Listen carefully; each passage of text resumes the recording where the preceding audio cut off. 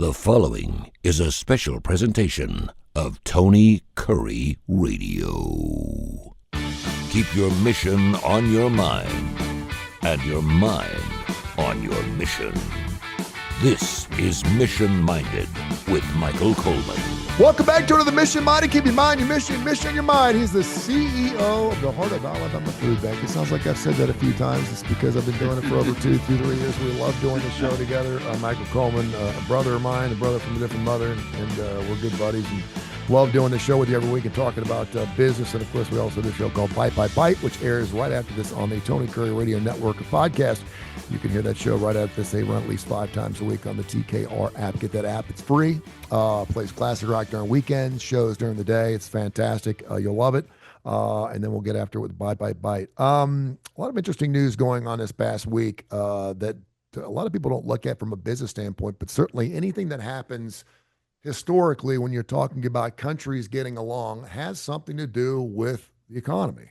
Whenever a country shuts down, it affects all of us. And I think a lot of people saw that with Ukraine going, oh, wait a minute, we get our what from Ukraine? You know, we all think we're all self-sufficient. We produce more oil here than anywhere else in the world we do now. And people are like, well, why should a war over there have to do with our oil consumption here? It does. I didn't realize how much grain came out of the Ukraine. And not so much us, but third world countries who need those ships of grain to go out every single hour, every single day. And so you wanted to talk about Donald Trump, Vladimir Putin, and of course, Zelensky. We can certainly throw him in. It looks like he's going to be part of another meeting. I'd love to be a fly on the wall in that meeting. First of all, let me ask you this: Does Vladimir Zelensky, does he shake Putin's hand? Wait a minute. You talking about Trump and Putin, or are you talking about Zelensky when they meet? Zelensky. I know Putin's going to shake his hand. He'll hug his ass. He'll give him a reach around. But do they shake hands? And there's a reason why I'm asking. Would you shake Putin's hand? Would you shake Putin's hand? That would be very difficult if I felt like somebody had invaded my country and killed killed my countrymen and been fighting with him for 3 years and had 3.5 years fighting him off. Wow, it would be very difficult to do that. But would it be the right thing? Would it be the right thing to do? And I know a lot of people are like, I can't believe he's shaking hands. He's killed our babies. I get that, but we're also trying to get a ceasefire here. We're trying to start something new. I'm assuming they have not spoken or seen each other face to face in a long period of time, and so just to show, I'll do whatever it takes for my people. If it means shaking your hand, now, I don't know if he's even going to extend his hand. I don't know what's going to happen. My guess is that's what their aides are going to talk about and say what the intent is, what the not intent is, because they'll do photo ops. It does, though, kind of address and tap into the whole thing about Trump receiving this criticism about meeting with Putin, but not bringing Zelensky in. And I will tell you, Trump has not really addressed that specifically. He's gotten a lot of criticism for it, and of course you hear a lot of, well, he doesn't have the right to negotiate those issues for Zelensky or Ukraine and all that. And I really don't think that's what Trump's doing. I think Trump understands that Zelensky's ready to make a deal. Doesn't want to give up land, but he's kind of lobbed it out there. Hey, you may have to give up the Donetsk region and some of the others. But I think the reason he wants to meet with Putin first is can you imagine if you were moderating between Zelensky and then you get the personal animus and the resentment and the hatred and all of that? It really interferes with getting a good discussion off the ground. And Trump, I think, is using a lot of wisdom in this, in that he says, I'm going to talk with Putin, and in a very one-on-one kind of bro way is really get to the heart of what is important to him, what he is willing to compromise on, not willing to compromise on, but try to get a feel for, is he serious at all? Because without somebody else chirping in on that, I don't think he's going there to make a deal. I think he's in there going to try to say, look, you have to come to the table. We have to have a serious talk, a serious agreement. And if you don't, I'm going to come out and just smash you as hard as I can with sanctions and countries associated with you. Like we really hit India very hard. The Indian prime minister, I guess, came over, and had a very friendly discussion, and they were like agreeing on tariffs and all that.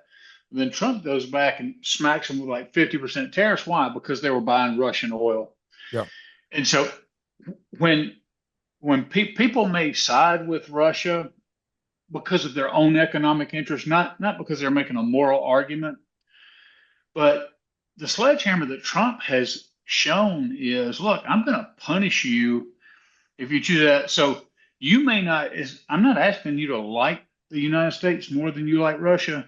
What I'm telling you is, we're the world's largest economy by far, and we're going to hammer you so hard that we're going to make, if you still choose Russia, we're going to make it painful for you. And not that that's going to influence everybody, but a lot of countries are going to go, all right. And so he's choking Russia's oil output, because right now the only way that Russia's able to wage this war is to sell oil, and they have a lot to sell. And what they're doing is they're feeding the Chinese market. Now, a lot of people go, well, that's okay. America has enough oil to provide for itself. While that is true, what people lose track of, I'm certainly not an expert in this, but I know that oil output, it all goes on a world market. So you have world supply, world demand. It doesn't say, okay, America, like we still import, even though we make more oil than we make, so we export oil, import. I mean, it's kind of these global ties. And everybody needs it. And now we've kind of passed the EV revolution. A lot of car companies are going back on their promise to go EV because, it's kind of like the whole woke thing. Everything got caught up in that. And everything was going to be electric, windmills and all that. And now we've kind of pushed past that and kind of back. And whether that's good or bad, I'll leave it up to the individual to decide. But from a big picture, it affects things like oil prices. And so I think Trump, one of his strengths is he knows we have a huge hammer, a hammer like nobody else. And he wants to use that because I do think he wants to shut down the war. People thought, okay, you've got Russia. Russia's our enemy. I don't know how close we are with Ukraine. They're going to war. Why do we matter? Well, it affects commodity, but it affects, inflation. We talked about inflation.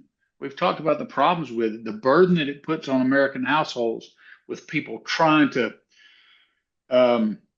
make ends meet. And the two greatest increases over the last, few years have been food prices, which are tied into agriculture, and energy prices, which are tied into the price of oil. And so this instability across the market and this whole battle about Russia financing it through oil and selling it to China and other countries, all of that affects the world supply and the world pricing. I didn't know until the war broke out as to how much how much wheat and grains were exported by Ukraine. And then you can even tie that in also just to the Black Sea and the shipping that's been, and so anytime we think back during COVID when our supply chains, I'd tell you, and I'll give you an example just from the Heart of Alabama Food Bank. I came here as we were coming out of COVID in June of 2022. We had originally priced, before I got here, they had priced the freezer that we added it's a building by itself, but it's just connected to our warehouses. It was 8,000 square foot freezer, and it was priced at just under $1 million to build. By the time we got done, it was 1.8 million in total cost. So almost doubled. And a lot of that was because the supply chain was so interrupted. We went months backlogging on a delay to get the parts that we needed. And when it came, and it's just like, hey, there's huge demand but no supply, so they were taking advantage. The prices got jacked up, labor. I mean, everything went crazy. So that was COVID. Then you throw in a war that creates instability across farming and exports and sea travel, all those kind of things continues to put upward pressure on things and hinder our recovery, at least to some degree. Um, and so I do think we take an interest in it, not to mention just from a humanity point of view. Yeah. And that's really on both sides. I mean, when I think about the number of the hundreds of thousands of Russian soldiers, I mean, I don't know what it is lately, but for a long time, more than 1,000, they were averaging more than 1,000 deaths a day. And Russian soldiers, I mean, conscripts getting drafted in, getting sent right to the front lines, getting what, I mean, it was just feeding them to the Ukrainians. And then there's Ukrainians who, again, have a more noble cause of defending their territory. But let me tell you something. This is not at all justified. They were not justified, in my opinion. But there is a lot of corruption, and Zelensky was involved in kind of overthrowing the previous regime. Whether that was right or wrong, you could go back and debate it. And if you go far enough back in history, Ukraine did belong to Russia. Now, that's what he's trying to claim, is this is our territory that was taken away a long time ago. So I'm certainly no Russian sympathizer. They could make a historical argument, I guess, and we already know that there's a lot of corruption in Ukraine. But the bottom line is they're people creating God's image. There's a lot of suffering that's taking place. And nobody knows Trump's heart for sure, but what he proclaims is, hey, I'm trying to stop wars because it just creates human suffering along with economic pain and instability across the planet. You served in our armed forces, and we thank you for that. I keep hearing this is a war of attrition. I know what that means. The fact that Ukraine, and granted, they've needed a lot of help. So for people to sit there and say Donald Trump should keep his nose out of their business, no, we've sent them trillions of dollars worth of arms. This is our war now. Okay, Yeah. and this is the Europeans' war. Ukraine would have been wiped off the face of the earth without us, and so we've got to say we got to say in this, right? So whether Zelensky's part of it or not, the reason they're not there is there's probably nothing that could be said between the two. And we need a mediator. That's why you have mediators, and when you go through divorces, right? That's why you have a judge, because you can't even talk to each other. You hate each other so much you don't even talk to each other. You need someone to sit down and do that, and that's why I think Donald Trump's trying to do that. I do think it's funny, though, that we obviously have enough military and enough weapons to kill everyone on the face of the earth 8 times over, yet we get this 2-3 year thing that just does not seem to want to end. That goes on for the Israel war too. And because we know we have the military to wipe out a country in a heartbeat. And I get it, and I don't want to see that happen ever. Don't get me wrong. Right. But it just seems really strange to me that what we're doing is we're playing defense.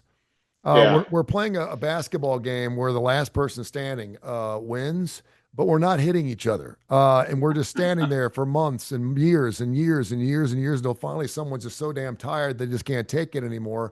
And they finally say, you can have it. Now, I'm not saying that we haven't taken a lot of life, and I'm not saying people haven't lost their life and it's in vain, by no imagination. I'm just saying that if you wanted to go in there and win this thing, Russia could do that. I would think. At least I would think they could. If they wanted to, if they wanted to win by tomorrow, they could win by tomorrow and take Ukraine over. Now, I don't know what would happen after that. I don't know how the rest of the world would consider. So we get this thing where we're just bombing the same shit over and over and over again. Well, let me tell you, Russia has always positioned themselves as being this great and dynamic army, and lots of nations would invest in U.S. manufactured weapons, or let's just say Western. It could be from France, it could be from Germany, it could be from the UK, and then some by Russian systems. Like Iran had Russian air defense and all those kind of things. I remember going back because I was in Desert Shield, Desert Storm, and all we kept hearing about was um, that Iraq had the fourth largest army. And if you've never been in a battle, that can be intimidating. There were times where we were just expecting them to come rolling over the hill. But let me tell you how ridiculous it is when the technological advantages. So imagine this: most of their tanks in Iraq, and this was again, 30 years ago, 35 years ago now, 44 years ago. Anyway, their tanks back then, the majority of them were T-70s. The best they could do, imagine a tank going at a certain speed, and then seeing a target. It would have to stop, come to a complete stop, turn, and it probably could roll at maybe 30 to 35 miles an hour open, but then it would have to come to a complete stop. The turret would have to slowly turn to the target, and this was some of the best they had at the time, as opposed to M1 tanks. We could be going 60 miles an hour, turn our turrets and shoot on the run, Yeah, and nail you better than a field goal kicker is going to kick a ball through the uprights, more percentage. So it really didn't matter how many tanks and how many people they had. Every aspect of our military was so superior. And we saw that kind of when the Iraq war ended, when they were coming back, and we just had Apache pilots just target practicing out there on the tanks and just destroying them on that highway. Now, what you see in the Russian army is I think they have been throwing I think they've been throwing the best they have out. I think what you see is anytime American weapons are given to Ukraine, there's such a force multiplier because they can do things that the Russians have no defense against. So they've been able to kill, let's just say, 500,000, more than we lost collectively in World War II. They've already wiped out in these 3 years. It's just been a bloodbath. Now, and not all with America. I mean, they basically haven't had any technological advantage. Maybe you get into the drones and stuff like that, but our weapon system is so superior. I really think that the only reason Russia couldn't be taken over is just because of the threat of nuclear. And that's what they always fall back to. Because the truth of the matter is, I feel like we could go in and wipe Russia off. And the truth, and I think right now we have that same technological advantage with China. Now, one more thing about that. I remember one time, I'm really going to date myself now. You remember the old show Phil Donahue? Oh yeah. Phil Donahue came out right before Oprah came out, and that was when talk shows were. He was the king of that daytime talk show, and he was no fan of America. He was very left and very anti. But for one time, he got all the this back when the Soviet Union was there, and there was an episode and he had a chart that showed all the different Russian. There was 15 Soviet Union submarine types. And then he holds up America. America had one. And everybody's like, oh, no, I'm just generating fear and everything else. And this sailor calls in and he goes, before everybody gets in a panic, the only thing that matters when you're under the water is not being detected. And every one of those are pretty easily detectable of the Yeah. 15. They have more of them, but the difference is they can't hear us for the most part, and we can hear them. Yeah. So it just spoke to the idea that, yeah, that creates fear. Like, oh no, we're going to be destroyed. We don't have any seafaring capability. And it's when you look at our ships, when you look at our technology, we are just light years ahead of them that we can reach out and touch them. Last quick story I'll tell you about this. One of the things that our Apaches can do to just give you, and this was 20 years ago, so it's probably so much more advanced. Mhm. You could have a Apache and had a little ball on top, which was like, so imagine Apache being behind a ridge, so you can't see it and you can't hear it from that far away. It could go up and it could take a picture of the landscape, pick all its targets, but it could just go up and show itself for just a second and drop back down. So nobody has time to shoot it or anything else. It can pick all its targets from the picture it captured, Wow. pick back up and shoot, and then go away. It wouldn't even be in the area when the target's ready. So if they Wow. didn't see and know it, they wouldn't have. The whole point is that was 20 years ago. Now, the one sector that has really benefited from this is our defense sector. And I will tell you this, even though, again, I'm very patriotic and very pro American. If you go back to the Eisenhower administration, one of the last things he said was, be, I don't know his exact words, this is a paraphrase, be very leery of the defense, this behemoth that is the defense industry. Why? Because they need money. And to get money, they need to produce weapons. And to produce weapons, there needs to be war. Yeah. So they come up with every reason in the world to go to war. And when you've got those people talking your ear and talking about this kind of capability, so right now, our defense industry has been golden because they're selling, the government's buying these missiles and tank killers and all this stuff, Javelin missiles. They're doing very well, and it's not in their national interest to stop this war. Yeah. So you have some real power brokers on that side. And so I just think it's to kind of throw out the other side. They don't always do what's in the best interest of humanity or the best interest of peace because it works against their financial interest. Do you think it's been talked about to assassinate Putin? Oh, no doubt. What, No doubt. and why don't you think that's happened? Um, I would say, well, first of all, that's probably difficult for our special ops to be able to get access to him. I guarantee you, the CIA has discussed that. This idea that we don't assassinate, yeah, that's our official policy. Yeah. Yeah. It's complete bullshit that Yeah. over the years we have not assassinated leaders. If we thought they were a threat to us, but one more thing about that, I think we learned a lesson. If you go back, remember when all this, they had dictators for years. Saddam was one. You had the terrible dictator in Syria. You had the one in Egypt, Mubarak, I think. And they were these ogres and all that. And we said, man, if we just got rid of them, we could bring freedom to these countries. Let me tell you something.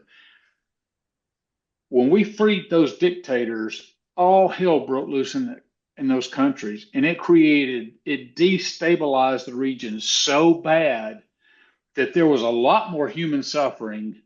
There was a lot more because they weren't ready to embrace democracy.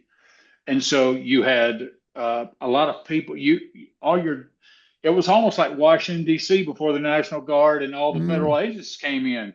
It was just a free for all. And people were taken advantage of and hurt and threatened. And you had all these corrupt structures come in. So, not that I think sometimes the answer is not taking out Putin because the person who replaced Putin potentially could be worse, could be a greater maniac in charge of the nuclear arsenal. So it's not always the best in our best interest. And I think that's one of the things we learned when we took Saddam out and other or involved, not necessarily literally killing them or taking them out, but supported the rebellion, lots of times you have unintended consequences, and it ends up coming back to bite you. And the idea that I could have military outside my house right now and arresting me for even talking about assassinating Vladimir Putin should tell you what kind of country we live in and how wonderful it is to live in the United States and be able to speak freely about stuff like that, because in some countries, 100%. you can bring that stuff up, you're done. Great stuff, man. Mission Mind, keep in mind, your mission, your mind. Coming up here next, we'll do Bite by Bite. Till next week, my friend, thank you so much. Hey, I love it always.